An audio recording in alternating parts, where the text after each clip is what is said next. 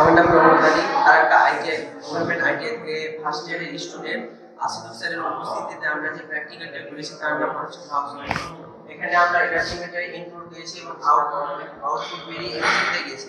MCB থেকে output বেরিয়ে main বোর্ডে আমরা গেছি। মেন বোর্ডে আছে ইন্ডিকেটর, ফিউজ এবং দুটো 2A সুইচ এবং তিনটা 1A সুইচ।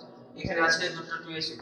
এখানে একটি 2A সুইচ ওর পয়েন্ট থেকে ওর একটি সুইচ ওর পয়েন্ট, এখানে নিচের পয়েন্ট থেকে ওখানে নিচের পয়েন্ট, এখানে ফেজ ঢুকেছে একটা পয়েন্টে, আর এখান থেকে একটা পয়েন্টে গিয়েছে লাইটে।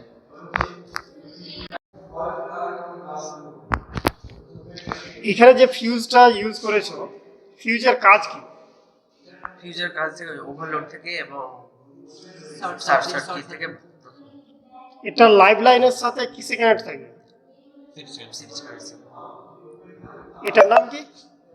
এটা fuse socket, socket. 5 pin socket. তো ফেজ কোন দিকে থাকে, ডান দিকে না বাঁ দিকে? ডান দিকে।